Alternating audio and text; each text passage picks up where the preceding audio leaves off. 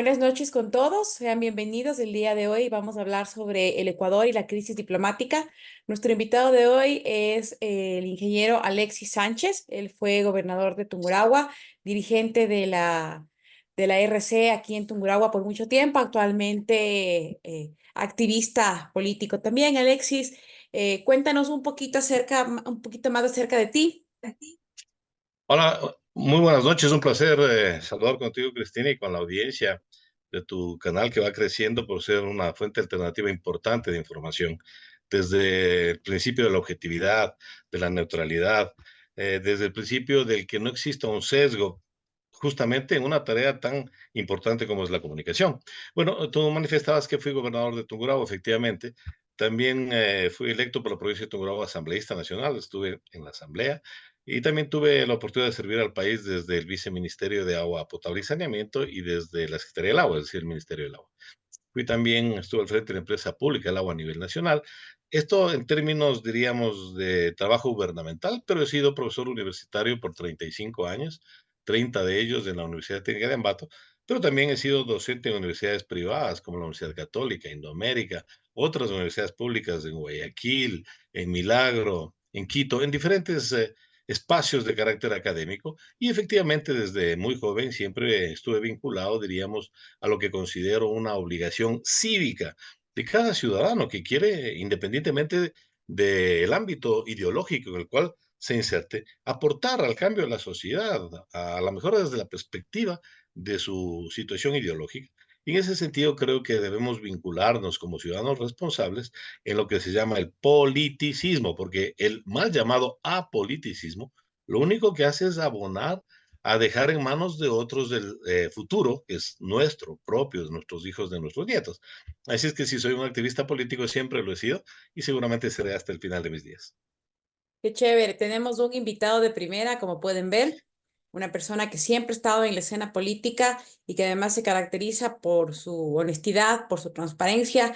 Justamente por eso, Alexis, en medio de esta crisis diplomática, bueno, yo he venido siguiendo tanto las noticias desde el lado típico, los canales de siempre, los canales alternativos. Veo que en la palestra de lo diario, ¿no? De lo que más audiencia tiene, digamos, de lo tradicional, está muy poco esto tratado como la crisis que realmente es. Actualmente el Ecuador está viviendo una crisis diplomática. Definitivamente, pero es una crisis muy seria, nunca antes vista. Y lo que primero debemos de entender los ecuatorianos es que esta crisis no es una crisis que involucre solamente a Ecuador y obviamente a México, es una crisis de carácter mundial. Es decir, la comunidad internacional, más allá de los apegos o desapegos, más allá de las coincidencias ideológico-políticas, más allá de las alianzas que existen, jamás le van a dar la razón al Ecuador por una sola circunstancia: el hecho de que no puede permitirse la comunidad internacional dejar pasar sin sanciones severas a un país que, atentando a todo lo que significan las convenciones internacionales de asilo diplomático, de asilo político, de derechos humanos, invade, irrumpe armada en un territorio extranjero, que eso es una embajada, porque se sentarían nefastos precedentes. Esto, lamentablemente, podría ser una razón inclusive de un conflicto bélico. En México obviamente ha respondido con madurez. Ecuador no es que sea un país muy importante en el escenario internacional, pero imaginemos, por ejemplo, que hubiese habido una irrupción de un país X en contra de una potencia militar, una potencia política en el mundo, pues estaríamos enfrentando seguramente una guerra. Lo que ha hecho el gobierno de Noboa, yo creo que el mismo Noboa y sus asesores, lamentablemente todos conocemos la calidad profesional, diríamos la competencia de ese equipo que es muy pobre, no tienen, parece, idea de lo que acaban de hacer. Y claro, yo escucho algunos comentarios que dicen que no, la crisis es superable en virtud de que nosotros somos amigos de Estados Unidos, de que Noboa ha abierto las puertas a los Estados Unidos. Sí, todo eso es cierto. Noboa es aliado de los Estados Unidos, o más bien diría yo, súbdito, por no utilizar el término lacayo, de Estados Unidos, en eso nos ha convertido. Sin embargo, los Estados Unidos ahora tendrán que reprender a su hijo, que no es su hijo pródigo. De por medio se encuentran muchísimos temas importantes. La relación comercial y política de México con Estados Unidos es inmensa. México, Estados Unidos tienen una visión distinta y en virtud incluso de sus diferencias ideológicas han sabido manejar sus relaciones de manera madura, de manera racional. Y jamás Estados Unidos se va a poner del lado de Ecuador en virtud del error cometido que pone en riesgo a un serio socio comercial, a un vecino geográfico, a un país de muchísima importancia en Latinoamérica y el mundo. Así es que yo creo que mucho mejor dicho de lo que yo trato de explicar o de expresar ahora, lo dijo ayer el señor Almagro, ¿verdad? La OEA, sabemos cuál es la posición de la OEA, sabemos cuál es la posición de Almagro.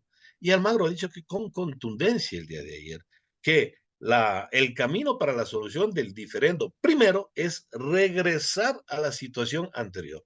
Lo que está diciendo con esto es que se tiene que reconocer y devolver el carácter de asilado político a Jorge Glass, ¿sí? Lo primero. Y luego dice, para iniciar entonces la búsqueda de un camino amistoso, un camino pacífico de solución. Esto es absolutamente claro. Las palabras de Almagro no responden a una visión personal de él. Esto es un tema que ha sido debidamente analizado, seguramente con los mismos Estados Unidos. Sabemos la dependencia de la OEA con Estados Unidos, la posición de Canadá en el mismo sentido, Europa, etcétera. El Vaticano, es decir, no podemos irnos en contra de la verdad. Más allá, insisto, de los afectos o desafectos.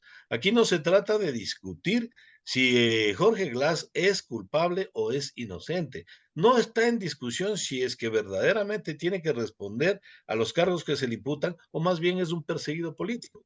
Dejando esto de un lado, que podríamos analizarlo, hay muchísima tela que cortar. Dejando esto de un lado, la Convención de Caracas es absolutamente clara.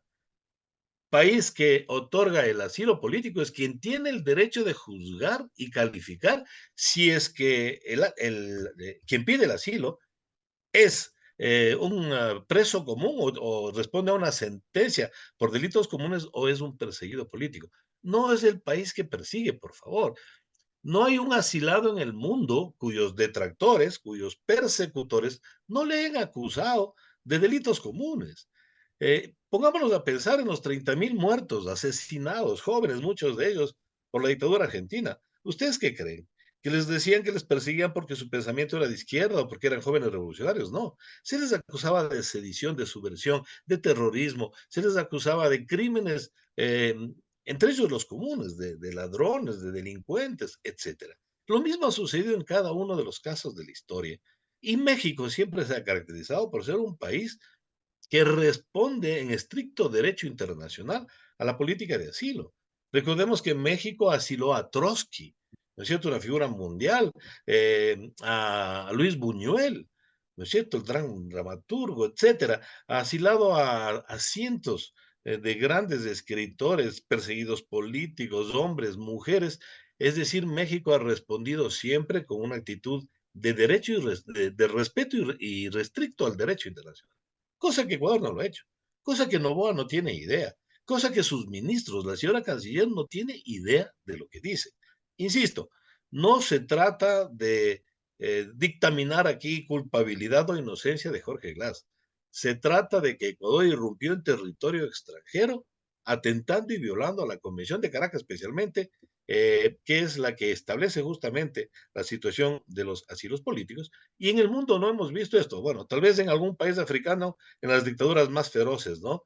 Y absolutamente no analizables, diríamos, para la modernidad, pero en Latinoamérica, ni los más grandes y sanguinarios dictadores se atrevieron a tanto. Ecuador tendrá que pagar las consecuencias, lamentablemente.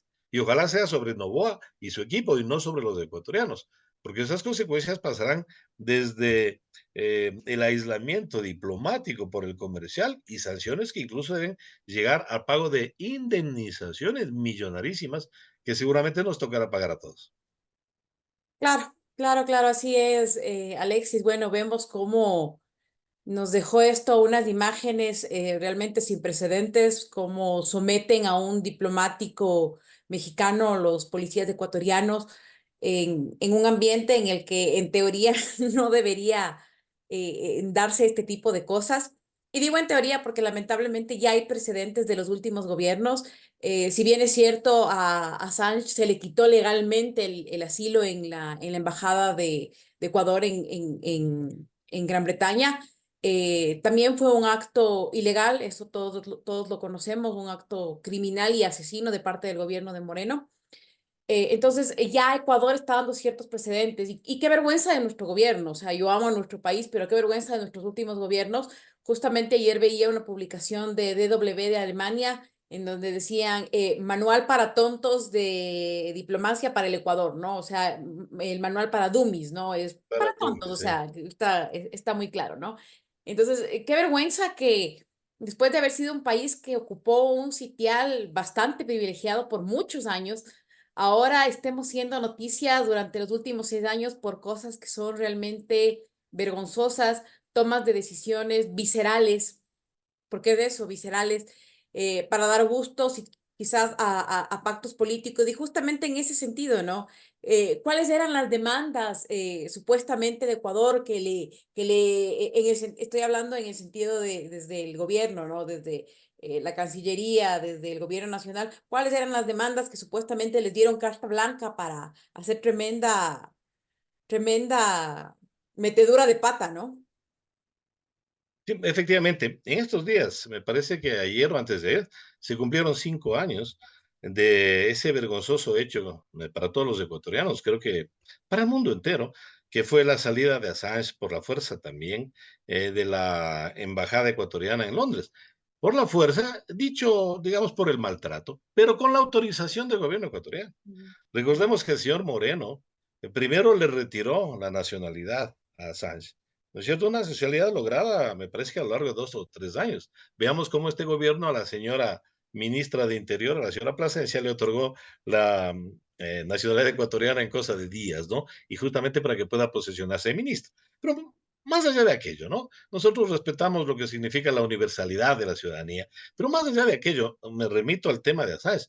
Hasta el gobierno británico, una potencia mundial, no se atrevió a entrar en la embajada de un país del tercer mundo o en vías de desarrollo como el Ecuador, y no lo hizo. Recordemos que Assange estuvo asilado 7 años en la embajada eh, ecuatoriana. No obtenía el salvoconducto, obviamente, para salir si fuera el caso, pero jamás el gobierno británico, un gobierno colonial, acostumbrado a usurpar, atracar y arrasar en el mundo entero, ¿no? En África, Asia, en Latinoamérica, un gobierno colonial no se atrevió a ingresar en una legación diplomática de un país pequeño como Ecuador, hasta que obtuvo el permiso del innombrable Moreno, ¿no? La Ujú. vergüenza nacional. Pero, insisto, el hecho es lo importante. Una gran potencia no entró a la embajada de un país pequeño y nosotros lo hicimos, un país pequeño, y entramos de la manera más brutal, de la manera más intolerable, ¿no es cierto?, a la embajada de México, un país que mundialmente ha sido reconocido por ser un país en derecho, con una política diplomática de Estado y no de gobierno. Esto es muy importante que lo entendamos. Es decir, no importa si México tiene gobierno de izquierda, gobierno de derecha. Bueno, gobierno de izquierda, el primero, después de la revolución del siglo pasado. Pero de ahí, incluso los gobiernos de derecha han sido respetuosos de los derechos de asilo diplomático y político, digamos como concepto de política de Estado. Así es que todo eso ha sido atentado. Y valga la oportunidad de resaltar, ¿no? No solamente por ignorancia, no solamente por ineptitud, por desconocimiento, sino también por demagogia, demagogia electoral. El señor Novoa se da cuenta que viene cayendo en las encuestas, que el pueblo ecuatoriano comienza a despertar de tantas mentiras, porque una y otra, las mentiras de Novoa, yo solamente le recuerdo al Ecuador en campaña electoral qué es lo que decía respecto de los impuestos, que los iba a reducir, respecto de los combustibles, que los iba a bajar, respecto de las pensiones de los jubilados, que las iba a incrementar. Pues nos pintó un país de maravilla y ahora hace todo lo contrario. Cuando el pueblo comienza a darse cuenta que su consulta es demagógica, que las preguntas, 9 de ellas al menos, entre lo que es la reforma parcial a la Constitución, lo que son las enmiendas constitucionales y las preguntas propias de la consulta, 9 de ellas son irrelevantes, no porque no sean importantes, sino porque ellas estaban siendo tratadas con las reformas del COIP en la Asamblea Nacional y fue el mismo ADN, es decir, el partido, el movimiento de Novoa quien las retiró para poder justificar la consulta. Pero lo que verdaderamente esconde son las preguntas D y E. Fíjense que hay hasta ahora numeración y pues simbolización con letras del alfabeto. Pero las D y E, que se refieren al trabajo por horas, que no es otra cosa que la precarización laboral, precarización de la cual las empresas del Grupo Nova han sido absolutos practicantes y eternos practicantes de atentar a los derechos laborales. Y la otra, lo que es peor todavía, someter al Ecuador a arbitrajes internacionales en donde las grandes transnacionales buscan la quinta pata al gato en cualquiera de nuestros países para manifestar que sus derechos están siendo vulnerados, acuden a un tribunal que no es de jueces, sino de ellos mismos, gente financiada y pagada por las transnacionales, para fallar siempre a favor de las transnacionales y no de los estados. Sería pues someternos a una situación de mayor conflicto, inclusive en términos económicos, que nos tendría ahorcados con deudas impagables, ¿no? Así es que esas son las verdaderamente importantes. Y lo que busca Novoa, entonces, es engañar al pueblo una vez más. Mira que bajen las encuestas y dice, bueno, ¿cómo ahora yo puedo resarcir esta caída en las encuestas? Pues bueno, toma la peor de las decisiones, quiere dar una muestra de fuerza supuesta de lucha contra la corrupción, contra la impunidad, ¿sí? Y se las toma con Jorge Glass, un ex vicepresidente constitucional. Hablaremos algún rato sobre el tema y las razones por las cuales es un perseguido político y no más bien un sentenciado convicto, como le dicen ellos. Pero sin embargo de aquello, sabemos y vemos cómo el señor Hernán Luque Lecaro se encuentra en Buenos Aires 2 meses y no hay quien lo traiga al Ecuador. Y él es la llave fundamental, el testigo clave para el tramado de la corrupción, lo que es los casos del Gran Padrino y el León de Troya, que tiene vinculaciones con la mafia albanesa que está vinculada con los lobos que son los responsables del asesinato de Fernando Villavicencio, cuyo capo, el señor Pico, ¿no es cierto?, salió como Pedro en su casa, al igual que el señor Fito, de la cárcel ya en el gobierno del señor Novoa. Entonces, ¿de qué lucha en contra de la impunidad estamos hablando? Vemos ahí a la señora Varela, a los narcos generales que han sido ya expuestos por los mismos casos que devela la fiscal, Metástasis y Purga, ¿no es cierto? Directores del SNAI, generales de la policía involucrados, pero hasta el tope, y no están ni siquiera con procesos, no tienen prisión preventiva, no están siendo, entre comillas, perseguidos, ¿no? Para nada, ellos están absolutamente libres y orotos. Aquí no hay lucha en contra de la corrupción. Por ejemplo, yo me pregunto, señor Nova, ¿por qué hasta ahora, no es cierto, si ya tienen a los militares y a la policía en las calles, ¿por qué hasta ahora los militares no han ido a los puertos? ¿Por qué no han militarizado los puertos? Tanto los estatales cuanto los privados. Porque por esos puertos sale la droga. Gran cantidad de droga sale a Europa. ¿Y en dónde? Mayormente en cajas de banano. Vaya coincidencia, ¿no? Uno de los negocios fundamentales de los grupos Novoa, el banano, y hay muchísima contaminación de ese banano y de otros bananeros a través de los puertos a la salida de droga a Europa. Pregunto, ¿por qué no están militarizados y se ha controlado esto?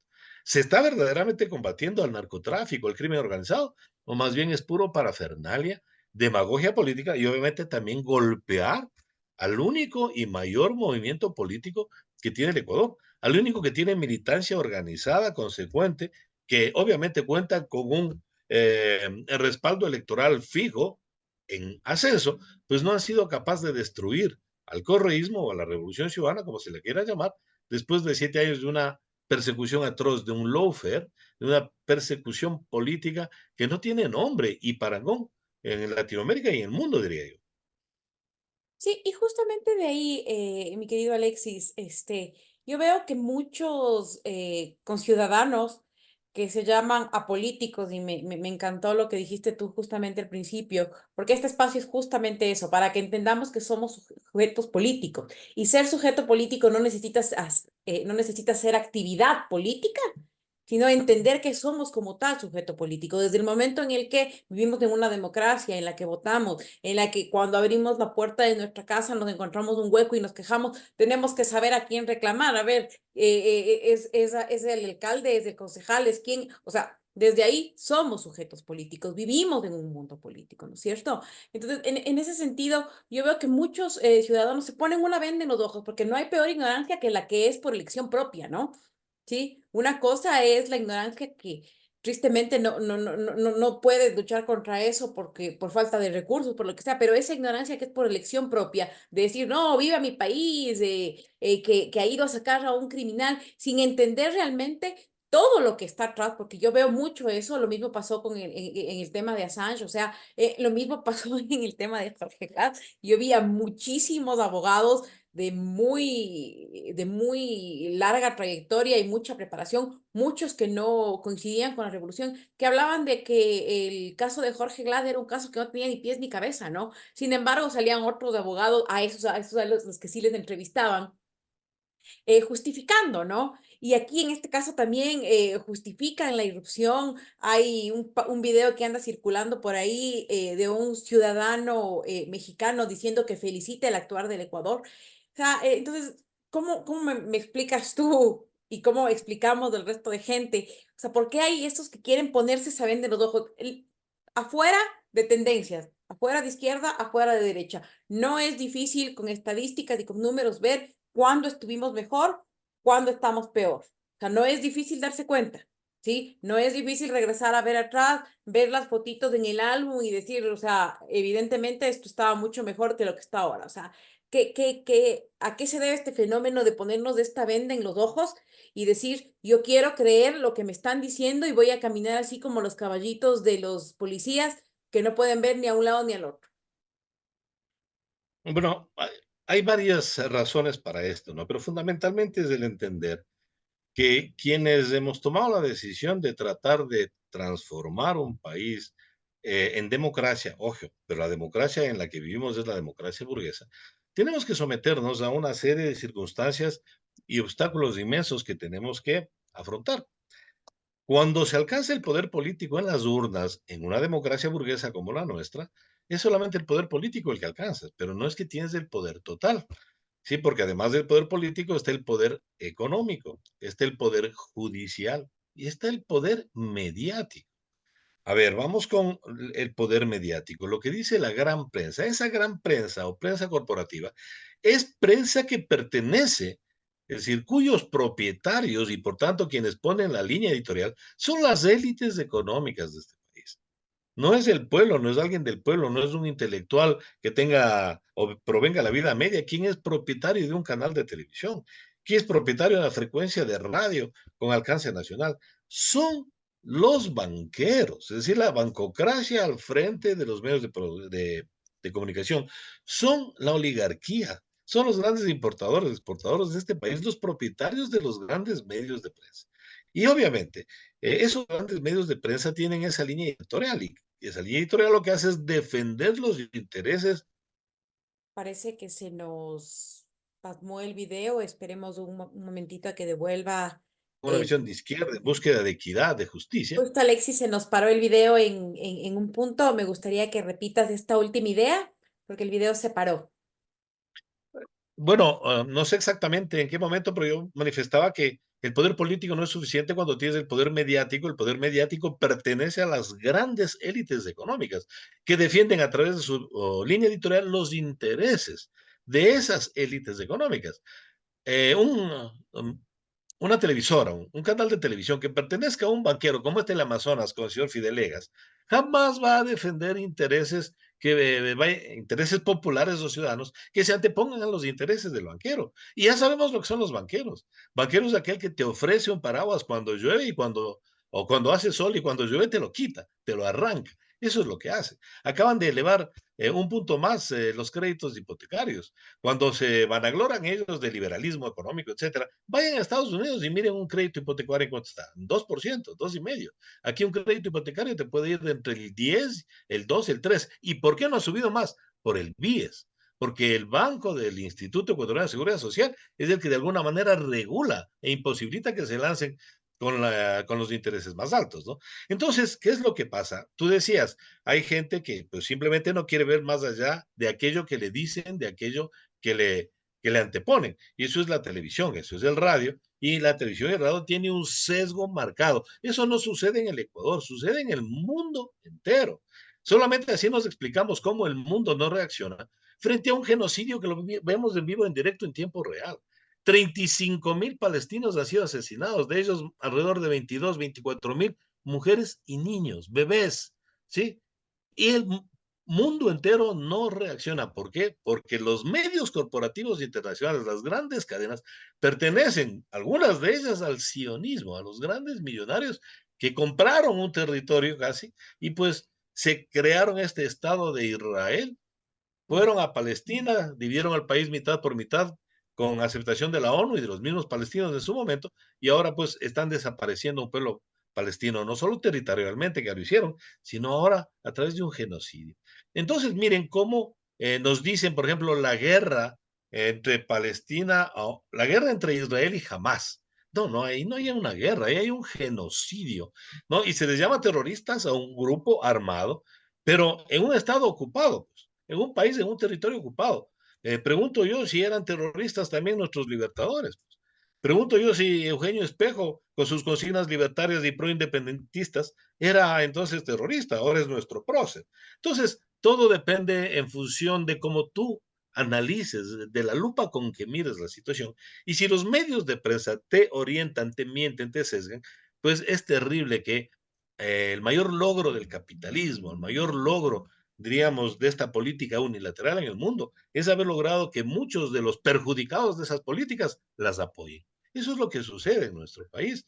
Pero esperemos que la gente vaya abriendo los ojos. Tú decías, podrán decir aquí cualquier cosa, podrán dar misa, pero hubo 10 años en este país en donde no, nunca jamás se elevaron los impuestos, ¿no es cierto? Excepto obviamente después de un terremoto y por un año, nunca hubo un paquetazo económico, de manera permanente se incrementaron los sueldos, se estandarizaron los sueldos y se combatió la corrupción más allá de todo lo que digan. Que hubo corrupción, claro que así como en todos y cada uno de los países y gobiernos del mundo.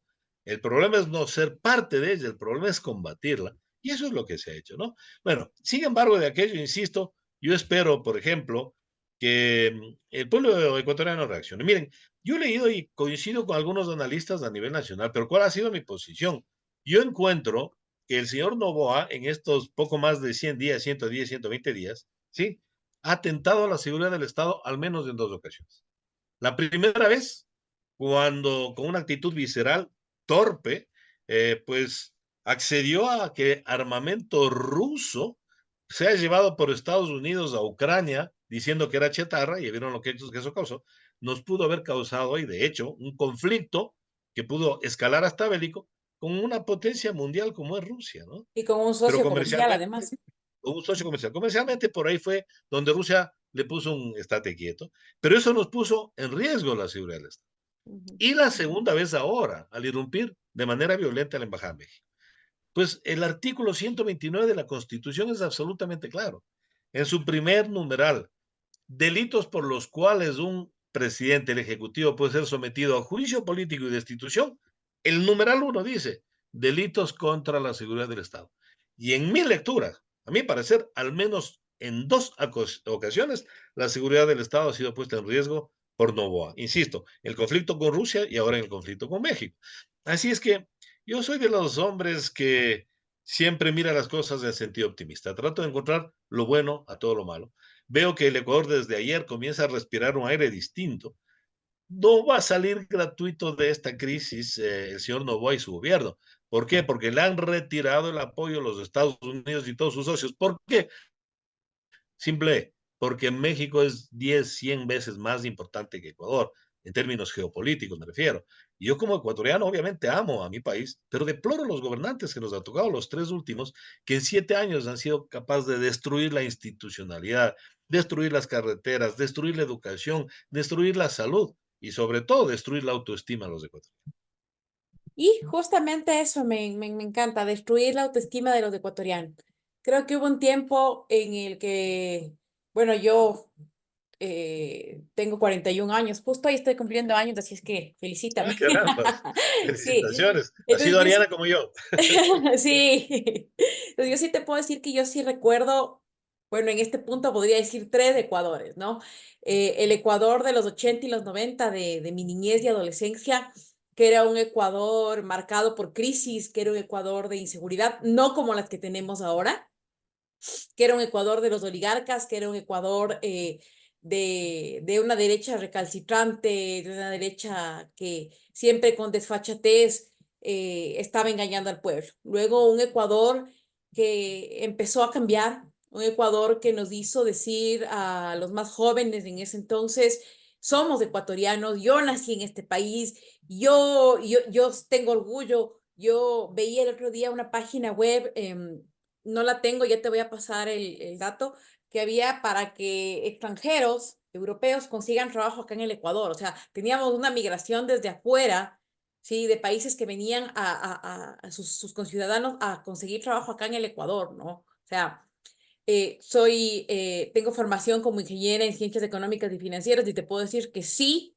hubo un manejo económico espectacular para dar cátedra.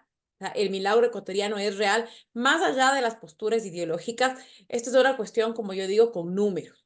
Con Números y números. O datos. sea, las estadísticas no te mienten. Las palabras, yo te puedo decir, ayer estuvimos bien, hoy estuvimos mal, pero si no te hablo con estadísticas, no te estoy hablando de nada.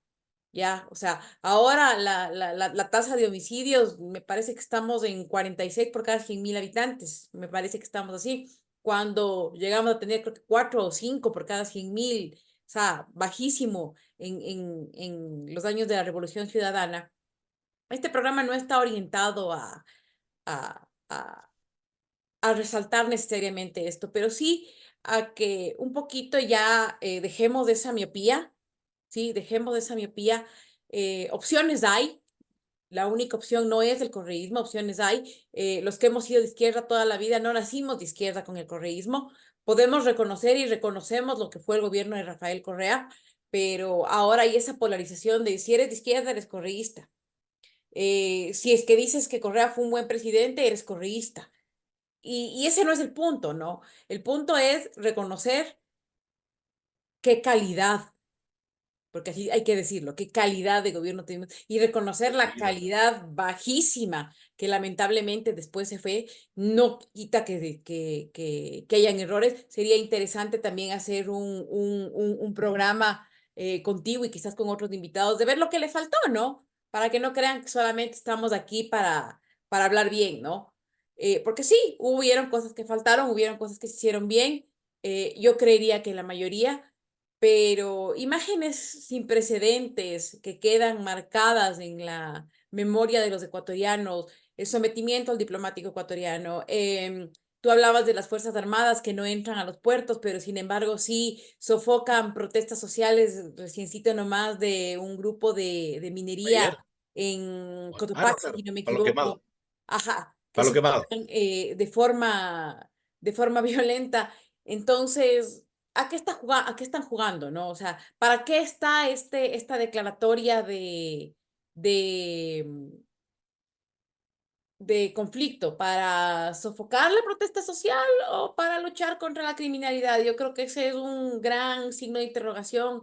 Se nos acaba el tiempo, Alexis, una última reflexión para cerrar el programa con esta interrogante y un poquito para darle fuerza al pueblo que falta poco para una siguiente elección y creo que esperemos que podamos ya enrumbarnos nuevamente. Esperemos que así sea. Tomo tus palabras alrededor de qué es lo que está haciendo las Fuerzas Armadas, la Policía Nacional, reprimiendo los ciertos sectores populares, con ladronzuelos, con potenciales criminales, etcétera, pero también la protesta social. Es decir, miren, si este gobierno es capaz de irrumpir por la fuerza en una embajada extranjera, ¿para qué preguntar entonces si los militares pueden salir a las calles? Si está demostrando este gobierno que puede incluso irrumpir en embajadas extranjeras. Y pues yo creo que la mejor manera de comenzar a cambiar las cosas es comenzar a decir no al engaño, no a la mentira, comenzar a decirle no a este señor que nos ha engañado una y otra vez, bueno, al 52% de ecuatorianos, y espero que ahora esta correlación de fuerzas haya abierto los ojos buena parte de los ecuatorianos para comenzar a construir una democracia que rompa ese paradigma correísmo anticorreísmo. La izquierda, la centroizquierda, la derecha son mucho más que esto y Ujú. obviamente con diferentes matices.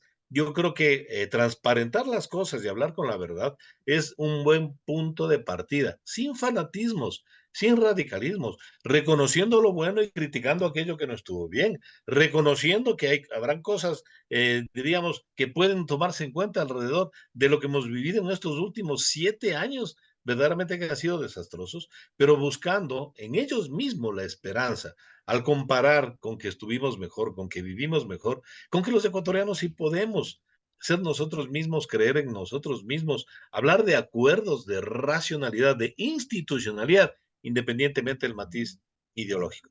No habrá país que pueda surgir adelante si nos mantenemos en fanatismos radicales.